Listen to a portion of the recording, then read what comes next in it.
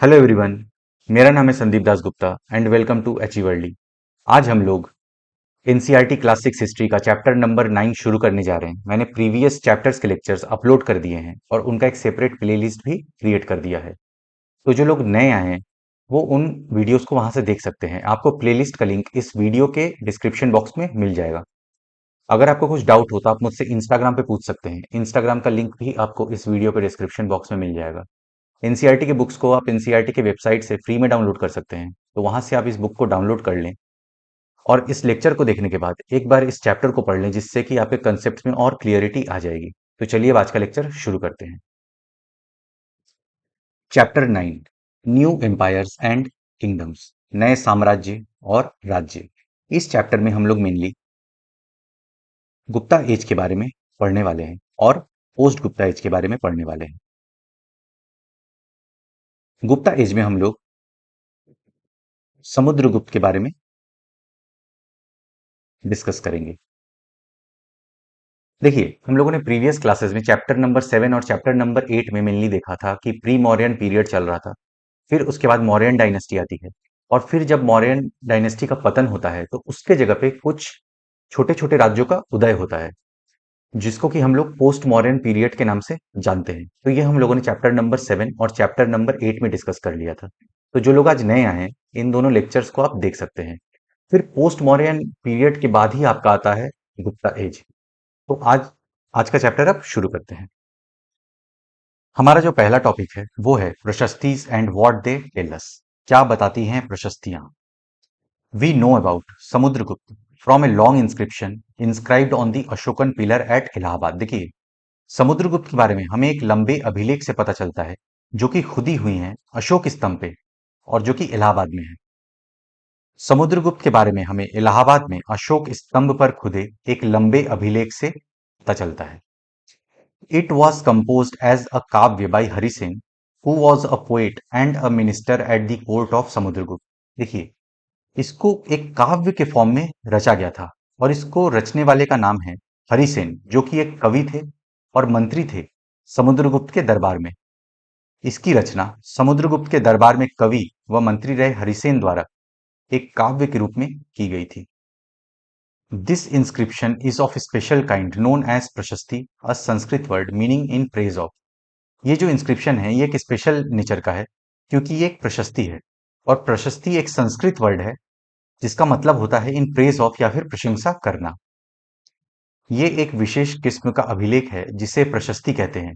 ये एक संस्कृत शब्द है जिसका अर्थ प्रशंसा होता है।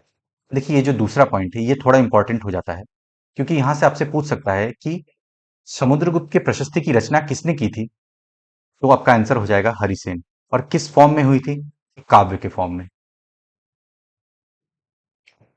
While Prashastis were composed for some of the rulers, such as Gautamiputra Shri Shatkarni, they became far more important from the time of Guptas। देखिए, जो प्रशस्तियां थी वो दूसरे शासकों के लिए भी रची जा रही थी, जैसे कि हमें देखने को मिलता है गौतमीपुत्र श्री सतकर्णी के प्रशस्ति के बारे में।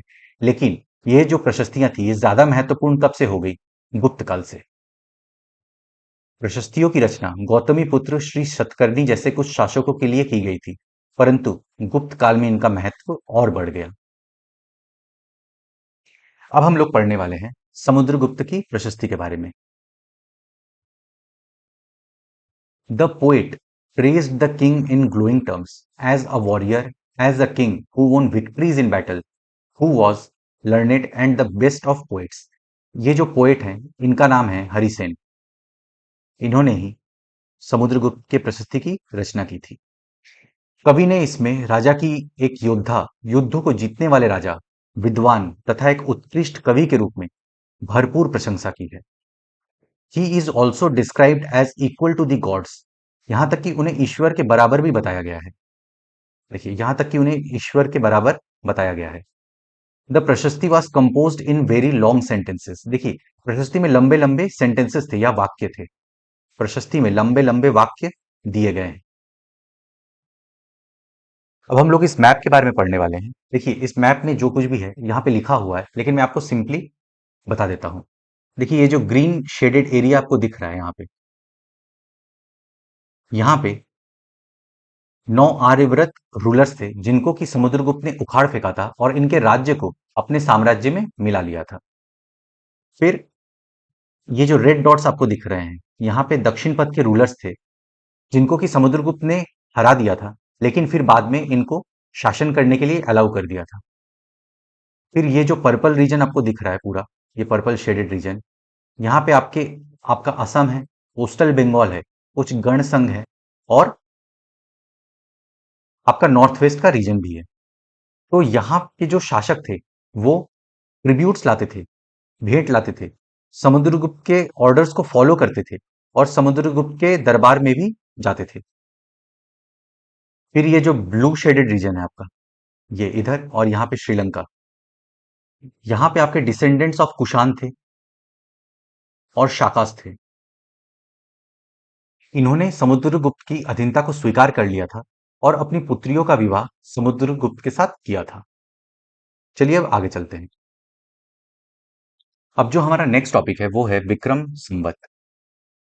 The era beginning in the 58 BCE is traditionally associated with Gupta king Chandragupta two. देखिए ये जो एरा जो है 58 BCE का, इसको गुप्ता किंग चंद्रगुप्त टू के साथ एसोसिएट किया जाता है, उनके नाम के साथ जोड़ा जाता है। Who had founded it as a mark of victory over the Shakas. देखिए उन्होंने जो विक्रम संवत की स्थापना की थी वो एक विजय के प्रतीक के रूप में की थी कि उन्होंने शाकास को हरा दिया था, डिफीट कर दिया था। And assume the title of Vikramaditya, फिर उन्होंने विक्रमादित्य की उपाधि ग्रहण की थी, उन्होंने ये टाइटल अपने नाम के आगे लगाया था। 58 ईसा पूर्व में प्रारंभ होने वाले विक्रम संवत को परंपरागत रूप से गुप्त राजा चंद्रगुप्त द्वितीय के नाम से जोड़ा जाता है और ऐसा कहा जाता है कि उन्होंने शकों पर विजय के प्रतीक के रूप में इस संवत की स्थापना की तथा विक्रमादित्य की उपाधि ग्रहण की। अब हमारा नेक्स्ट टॉपिक है जीनियोलॉजीज, वंशावलियां। देखिए most prashastis also mention the ancestor of the rulers. देखिए अधिकांश प्रशस्तियां जो होती हैं उसमें हमें शासक के पूर्वजों के बारे में भी, एंसेस्टर्स के बारे में भी पता चलता है। अधिकांश प्रशस्तियां शासकों के पूर्वजों के बारे में भी बताती हैं। This one mentions Samudragupta's great grandfather, grandfather, father and mother.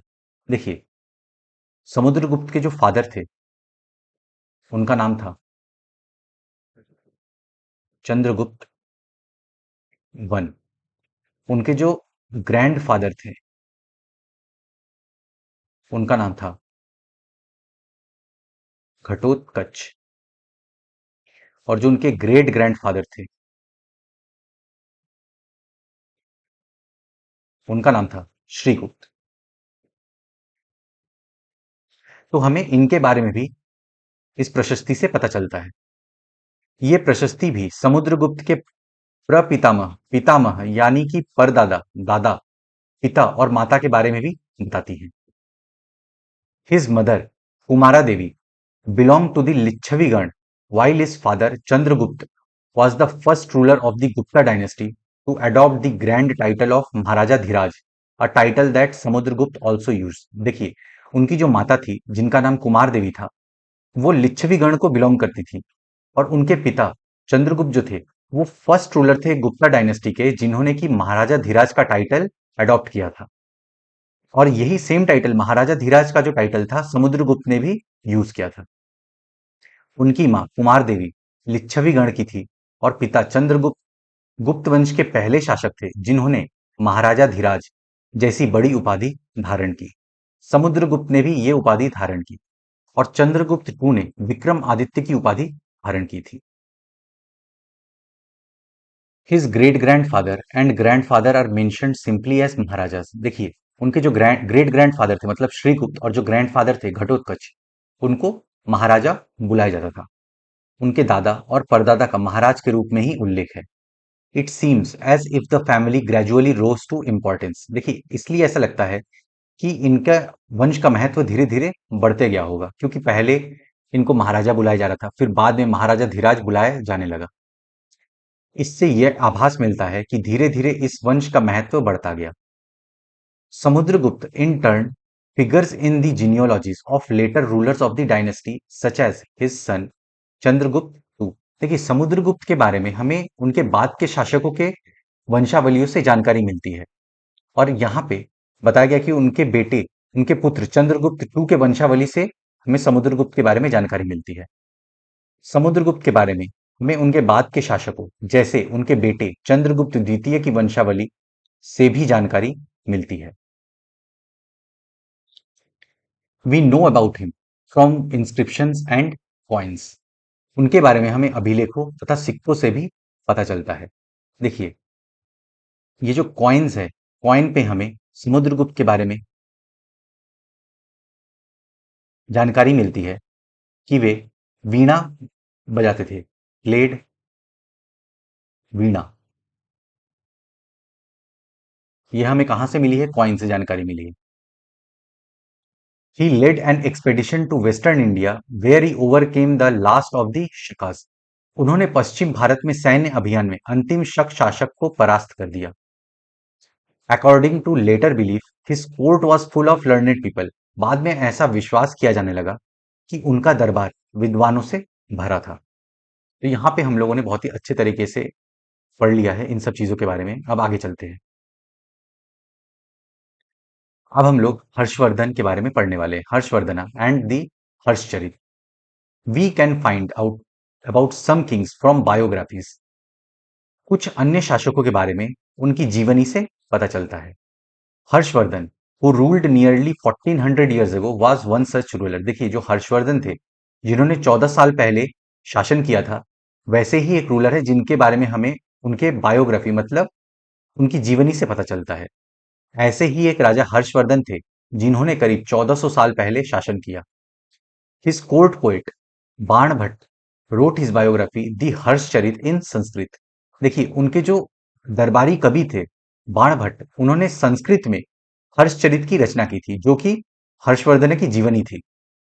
उनके दरबारी कवि बाण भट्ट ने संस्कृत में उनकी जीवनी हर्षचरित लिखी है।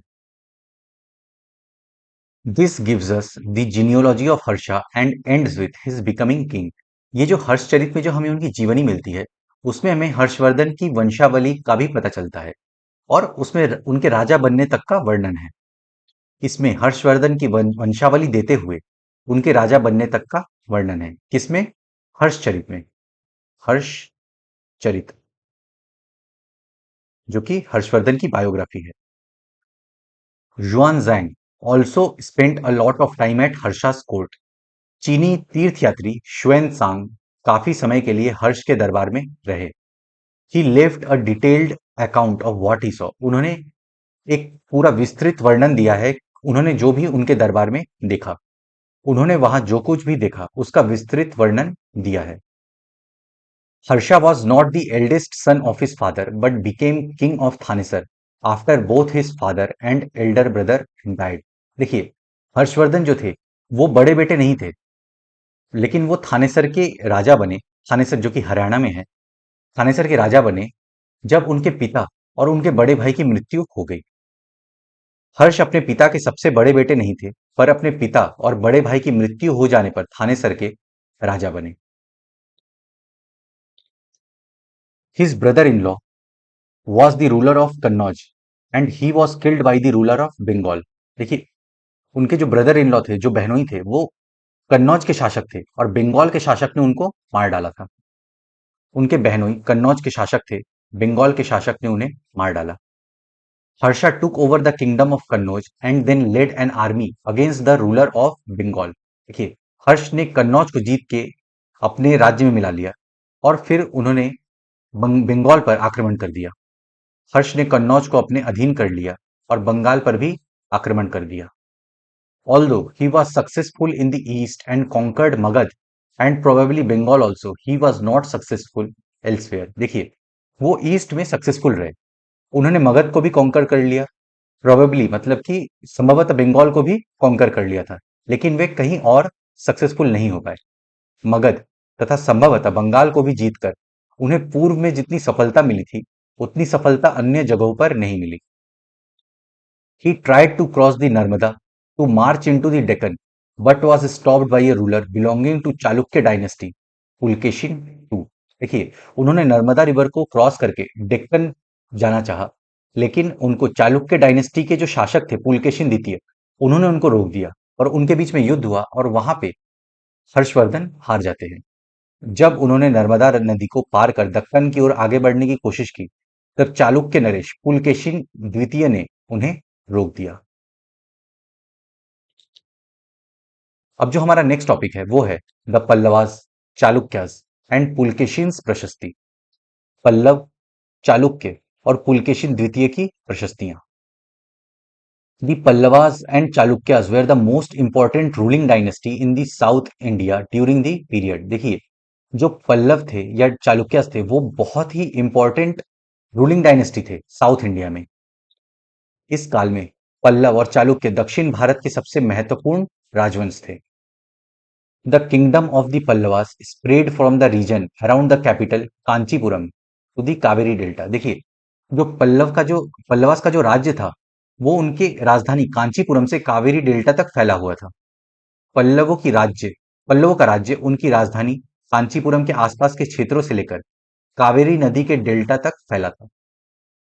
While that of the Chalukyas was centered around the Raichur Doab between the Krishna and Tungabhadra river, जबकि चालुक्यों का राज्य कृष्णा और तुंगभद्रा नदियों के बीच स्थित था। Aihole was the capital of Chalukyas। Aihole जो है वो चालुक्य की राजधानी थी। was an important trading center और ये प्रमुख मतलब कि बहुत ही इंपॉर्टेंट महत्वपूर्ण व्यापारिक केंद्र भी था। It developed as a religious centre with a number of temples. ये एक धार्मिक केंद्र भी बन गया और यहाँ पे बहुत सारे मंदिर भी बनाए गए। चालुक्य की राजधानी एहोल थी। ये एक प्रमुख व्यापारिक केंद्र था। धीरे धीरे ये एक धार्मिक केंद्र भी बन गया जहां कई मंदिर थे। The Pallavas and Chalukyas frequently raided one another's lands, especially attacking the capital cities, which were prosperous towns। देखिए, पल्लवास और चालुक्यास आपस में ही लड़ते रहते थे और एक दूसरे के सीमाओं पर अटैक करते थे, अतिक्रमण करते थे। और मेनली उनका जो निशाना होता था वो उनके कैपिटल सिटीज होते थे जो कि बहुत समृद्ध शहर थे। पल्लव और चालुक्य एक दूसरे की सीमाओं का अतिक्रमण करते थे। मुख्य रूप से राजधानियों का निशाना बनाया जाता था जो समृद्ध शहर थे। The best known Chalukya ruler was Pulakeshin द्वितीय। पुलकेशिन द्वितीय सबसे प्रसिद्ध चालुक्य राजा थे। We know about him from the prashasti composed by his court poet Ravikirti. देखिए, हमें पुलकेशिन द्वितीय के बारे में प्रशस्ति से जानकारी मिलती है जो कि उनके दरबारी कवि के द्वारा रची गई थी जिनका नाम था रविकीर्ति। उनके बारे में हमें उनके दरबारी कवि रवि कीर्ति द्वारा रचित प्रशस्ति से पता चलता है। देखिए, अब आप धीरे धीरे रिकॉल करना स्टार्ट कीजिए। जब हम लोगों ने समुद्रगुप्त की प्रशस्ति के बारे में पढ़ा था तो उसको किसने रचा था? हरिसेन ने रचा था। फिर हम लोगों ने हर्षवर्धन के बारे में पढ़ा, उनकी जीवनी किसने लिखी थी? बाणभट्ट ने लिखी थी। यहाँ पे पुलकेशिन द्वितीय के प्रशस्ति के बारे में हम लोग पढ़ रहे हैं तो इसको किसने रचा है? रवि कीर्ति ने रचा है। ऐसी चीजों को आप रिकलेक्ट करते जाइए। This tells us about his ancestors who are traced back through 4 generations from father to son। इसमें उनके इस प्रशस्ति में उनके पूर्वजों खास तौर से पिछली 4 पीढ़ियों के बारे में बताया गया है। Pulakeshin two evidently got the kingdom from his uncle. Pulakeshin द्वितीय को अपने चाचा से यह राज्य मिला था। According to Ravi Kirti he led expeditions both the west and east coast. देखिए, रवि कीर्ति के अनुसार पुलकेशिन द्वितीय ने पश्चिमी समुद्री तटों के इलाकों में और पूर्वी समुद्री तटों के इलाकों में भी अपने अभियान चलाए थे। रवि कीर्ति के अनुसार उन्होंने पूर्व तथा पश्चिम दोनों समुद्री तटीय इलाकों में अपने अभियान चलाए। Besides he check the advance of Harsha. उन्होंने हर्षवर्धन के अटैक को भी रोका था। इसके अतिरिक्त उन्होंने हर्ष को भी आगे बढ़ने से रोका। Pulakeshin also attack the Pallava king who took shelter behind the walls of Kanchipuram. देखिए, पुलकेशिन द्वितीय ने पल्लव किंग के ऊपर भी अटैक किया था और पल्लव किंग ने कांचीपुरम की दीवार के पीछे शरण लिया था। पुलकेशिन द्वितीय ने पल्लव राजा के ऊपर भी आक्रमण किया जिसे कांचीपुरम की दीवार के पीछे शरण लेनी पड़ी। But the Chalukya victory was short lived. लेकिन ये जो चालुक्य को जो विक्ट्री मिली थी, जो विजय प्राप्ति हुई थी, ये अल्पकालीन थी। पर चालुक्यों की विजय अल्पकालीन थी। Ultimately both the Pallavas and the Chalukyas gave way to new rulers belonging to the Rashtrakuta and Chola dynasty. देखिए, जो ये पल्लवा थे और चालुक्यास थे, इन इनके जगह पे अंततः राष्ट्रकूटास आ गए और चोल वंश या चोल डायनेस्टी आ गया। लड़ाई से दोनों वंश दुर्बल होते गए। पल्लवों और चालुक्यों को अंततः राष्ट्रकूट और तथा चोल वंशों ने समाप्त कर दिया। अब जो हमारा नेक्स्ट टॉपिक है वो है how were these kingdoms administered. इन राज्यों का प्रशासन कैसे चलता था। As in the case of earlier kings, land revenue remained important for these rulers. देखिए, भूमि कर अभी भी महत्वपूर्ण बना रहा। पहले की राजाओं की तरह इन राजाओं के लिए भी भूमि कर सबसे महत्वपूर्ण बना रहा। The village remained the basic unit of administration. जो प्रशासन की जो प्राथमिक इकाई थी वो गांव थे। प्रशासन की प्राथमिक इकाई गांव होते थे। There were new developments as well. लेकिन धीरे धीरे कई नए बदलाव आए। Kings adopted a number of steps to win the support of men who were powerful, either economically or socially, or because of their political and military strength। देखिए, राजाओं ने उन लोगों का समर्थन प्राप्त करने की कोशिश की जो शक्तिशाली थे, या तो इकोनॉमिकली पावरफुल थे, या तो सोशली पावरफुल थे, या फिर जिनके पास मिलिट्री स्ट्रेंथ अच्छी होती थी। तो राजा उनका समर्थन पाने की कोशिश करते थे। राजाओं ने आर्थिक, सामाजिक, राजनीतिक या सैन्य शक्ति रखने वाले लोगों का समर्थन जुटाने के लिए कई कदम उठाए। For instance, some important administrative posts were now hereditary. This means that sons succeed fathers to these posts। देखिए, अब जो प्रशासनिक पद थे वो हेरिडिटरी बन गए, मतलब आनुवंशिक बन गए। मतलब पिता की जगह पे अब पुत्र आते थे। For example, the poet Harisena was a mahadandanayaka और chief judicial officer like his father. देखिए, जो हरिसेन थे जिनके बारे में हम लोगों ने एकदम स्टार्टिंग में पढ़ा था, जिन्होंने की समुद्रगुप्त की प्रशस्ति की रचना की थी, वो महादंड नायक के पद पे थे, जिसका मतलब होता है चीफ जुडिशियल ऑफिसर। और उनके पिता भी इसी पद पे थे। कुछ महत्वपूर्ण प्रशासकीय पद अनुवांशिक बन गए, अर्थात बेटे अपने पिता का पद पाते थे। जैसे कि कवि हरिसेन अपने पिता की तरह महादंड नायक अर्थात मुख्य न्याय अधिकारी थे। देखिए, यहाँ पे ये पॉइंट इंपॉर्टेंट है क्योंकि यहाँ से आपसे ये क्वेश्चन पूछ सकता है कि चीफ जुडिशियल ऑफिसर को क्या कहा जाता था, या फिर महादंड नायक का मतलब क्या होता है। तो दोनों ही तरह से आपको इस चीज को याद रखना है। Sometimes one person held many offices. For instance, besides being a Mahadandanayak, Harisen was a Kumar Amatya, meaning an important minister, and a Sandhi Vigrahika, meaning a minister of war and peace। देखिए, एक इंसान कई सारे पदों पर रह सकते थे। जैसे कि हरिसेन महादंड नायक थे। महादंड नायक रहने के साथ साथ वो कुमार अमात्य भी थे, जिसका मतलब होता है कि एक इंपॉर्टेंट, एक महत्वपूर्ण मंत्री। और वो संधि विग्राहिका भी थे, जिसका मतलब होता है वो युद्ध और शांति के भी मंत्री थे। कभी कभी एक ही व्यक्ति कई पदों पर कार्य करता था। जैसे कि हरिसेन एक महादंड नायक होने के साथ साथ कुमार अमात्य अर्थात एक महत्वपूर्ण मंत्री तथा एक संधि विग्रह अर्थात युद्ध और शांति के विषयों का भी मंत्री था। देखिए, यहां पे भी इंपॉर्टेंट हो जाता है, आपसे पूछ सकता है कि कुमार अमात्य मतलब क्या होता है। तो उसका मतलब है एक महत्वपूर्ण मंत्री। और संधि विग्राही का मतलब होता है कि युद्ध और शांति के विषयों का मंत्री। तो यहाँ पे हम लोगों ने तीन नए वर्ड आज पढ़े हैं, महादंड नायक, संधि विग्राहिका और कुमार अमात्य। आप इन चीजों को रिवीजन कर करके याद कर लीजिएगा। Besides, important man probably had a से इन लोकल एडमिनिस्ट्रेशन। देखिए, जो प्रमुख व्यक्ति होते थे, जो इंपॉर्टेंट लोग होते थे, उनका स्थानीय प्रशासन में बहुत बोलबाला होता था। दीज इंक्लूडेड दी नगर श्रेष्ठी और चीफ बैंकर और मर्चेंट ऑफ द सिटी और सार्थवाहा और leader of the merchant caravans, the prathama kulika और द चीफ क्राफ्ट्समैन और द हेड ऑफ कास्ट्स और स्क्राइब्स। देखिए, हम लोगों ने यहाँ पे पढ़ा कि जो इंपॉर्टेंट लोग होते थे, जो महत्वपूर्ण व्यक्ति होते थे, उनका स्थानीय प्रशासन में बहुत बोलबाला था। इसमें कौन कौन लोग आते थे? नगर श्रेष्ठी आते थे सबसे पहले, जिनको कि हम लोग चीफ बैंकर कह सकते हैं, या फिर मर्चेंट ऑफ द सिटी कह सकते हैं, या फिर शहर के व्यापारी कह सकते हैं। दूसरे होते थे, ये देखिए, ये पहला हो गया। दूसरे होते थे सार्थवाह। वो लीडर होते थे मर्चेंट कैरावंस के, मतलब काफिले के व्यापारियों के नेता होते थे, मतलब सरदार होते थे। तीसरे हो गए प्रथमा कुलिका।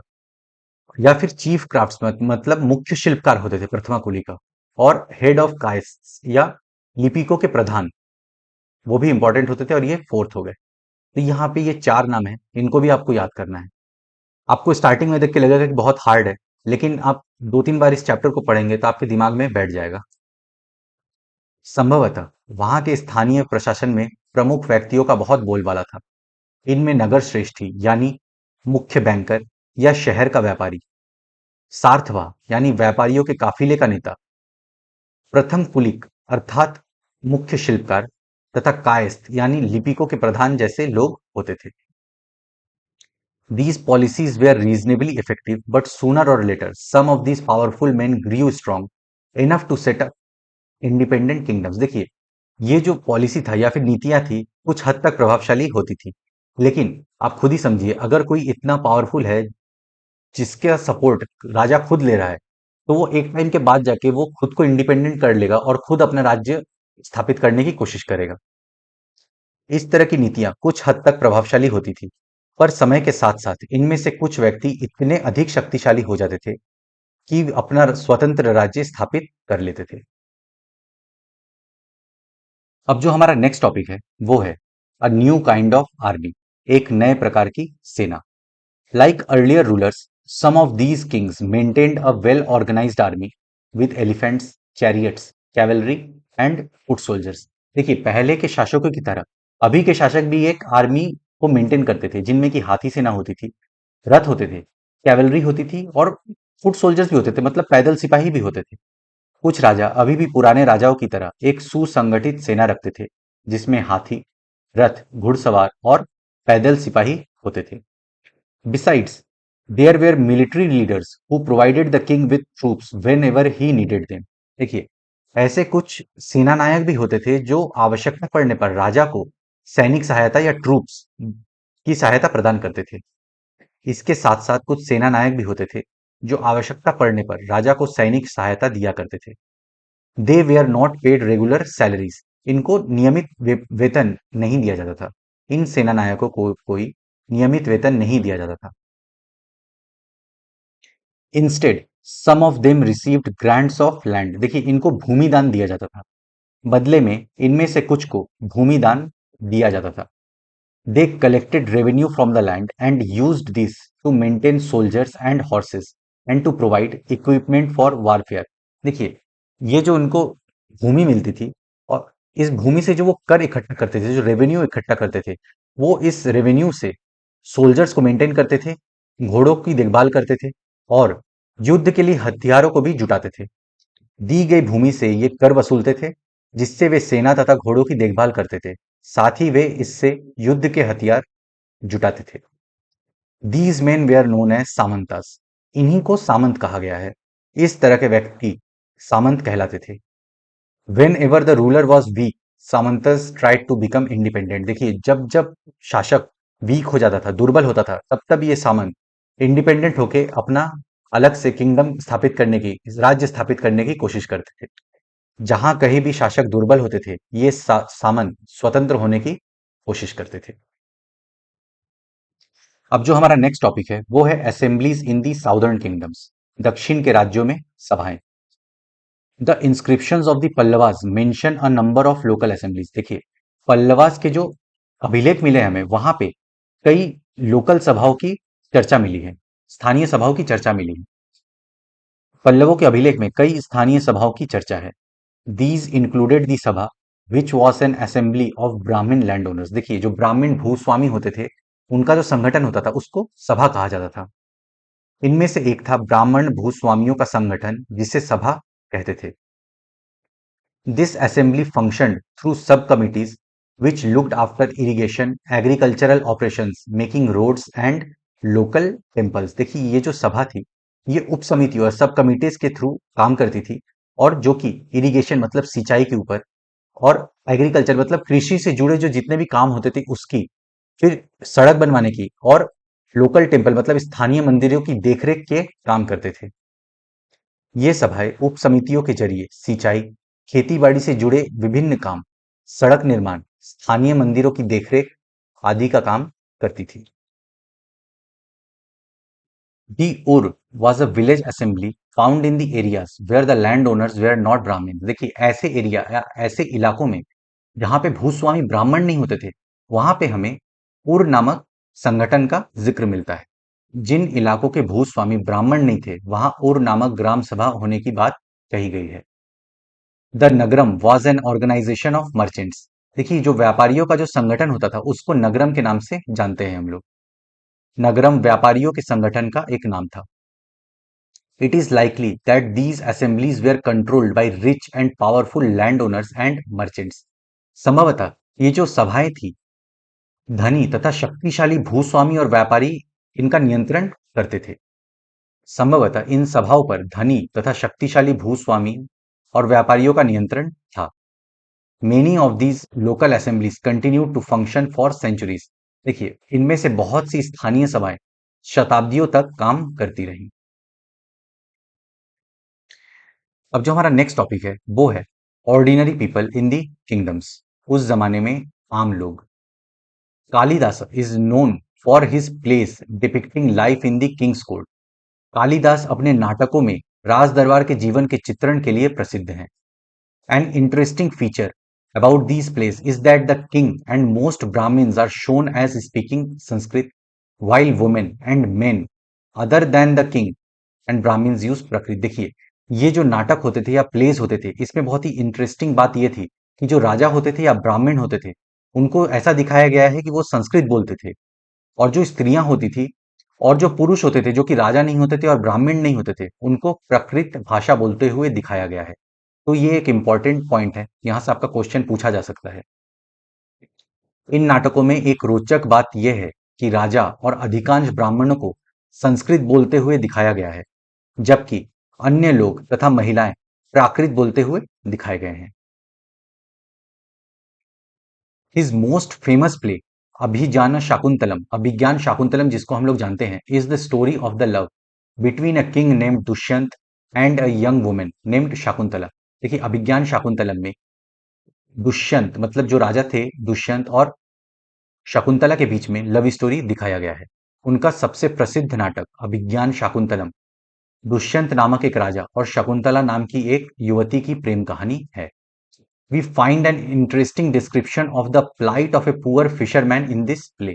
देखिए इस नाटक में एक गरीब मछुआरे के साथ राज कर्मचारियों के दुर्व्यवहार की बात कही गई है। The Chinese pilgrim Fashian noticed the plight of those who were treated as untouchables by the high and mighty।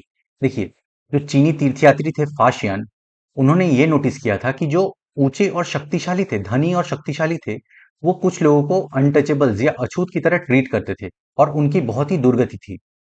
चीनी तीर्थयात्री फाशियान का ध्यान उन लोगों की दुर्गति पर भी गया जिन्हें ऊंचे और शक्तिशाली लोग अछूत मानते थे। They were expected to live on the outskirts of the city. इन्हें शहरों के बाहर रहना पड़ता था। He writes if such a man enters a town or marketplace, he strikes a piece of wood in order to keep himself separate. People hearing this sound know what it means and avoid touching him or brushing against him। फाशियन ऐसा लिखता है कि अगर इन लोगों को नगरों में या फिर बाजार में आना होता था, वो अपने साथ लकड़ी का एक टुकड़ा लाते थे और सड़क पे ठोकते हुए चलते थे, जिससे कि वो आवाज सुनकर लोग वहां से दूर हट जाते थे और ये कोशिश करते थे कि वो उनको ना छुएं। वे लिखते हैं अगर इन लोगों को शहर या बाजार के भीतर आना होता था तो सभी को आगाह करने के लिए ये लकड़ी के एक टुकड़े पर चोट करते थे।